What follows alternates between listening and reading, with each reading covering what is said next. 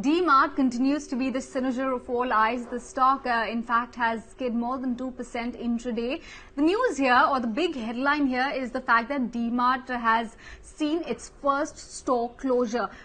This is a store which is fully mature. It's located at a prime location in Mumbai, and D-Mart, for the first time ever since they started operations back in 2002, it's the first time ever that the company had to shut down a store entirely. The store has now been converted into a dark store.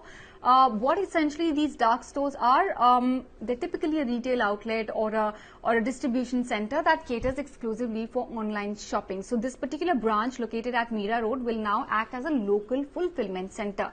And an ET report that we were referring to, that we've been tracking as well, says that this particular store closure indicates D-Mart's thrust on pushing their e-commerce business in a big way. Do remember, at the AGM back in August 2020, the management, the CEO, Neville Norhona, also talked about how they want to scale up their presence in the online space.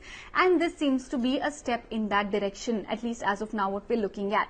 DMart Ready, as we all know it, is a relatively newer business entity under DMart. It began operations in 2016, and while they have seen a very steady rise in their revenues, their losses also have been mounting at the same time. If you look at FY20 figures, their revenue stands at 354 crores and their loss at close to 80 crore rupees.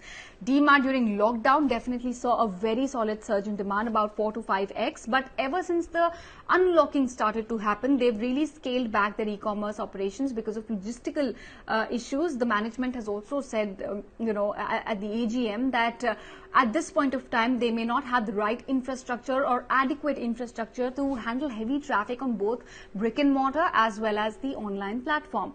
Now, what exactly is making experts and analysts uncomfortable? Well, for one, about the dark stores. These are typically stores or fulfillment centers that are not located at prime locations. The economies are very different vis-a-vis a traditional retail store. So the economies are very different, and that's something that's making our analysts a bit uncomfortable at this juncture. DMart is prioritizing brick and mortar business instead of operating e-commerce from the same store. Like I said, they've been scaling back their e-commerce operations ever since the unlocking started to happen. Analysts are questioning the decision to shut down a mature store with the at a prime location with local customers base as well, coming in and walking into the stores and buying products. It's also unclear whether it's a permanent closure or a temporary decision. There's a lot of uncertainty whether DMart will continue operating its fulfillment center at the same store from the same branch over the long haul. DMart, as we know it, has been trying to move away from order and pickup model to home delivery models. So this puts it in the same bracket as the likes of Amazon, Big Basket, Grofers, JioMart even. So it will be competing against these e-commerce players, and analysts are a bit worried whether DMart can successfully capture meaningful market share in such a competitive market.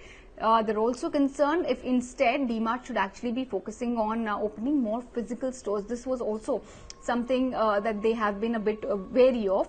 DMart, do remember, continues to operate all of its other stores at key locations. In Mumbai, they're working with reduced time slots. Over the near to medium term, margins definitely continue to be a big concern for the street. Apart from that, valuations, as we all know it, has also been something that has been discussed time and again by analysts. So many of them who believe that the valuations are also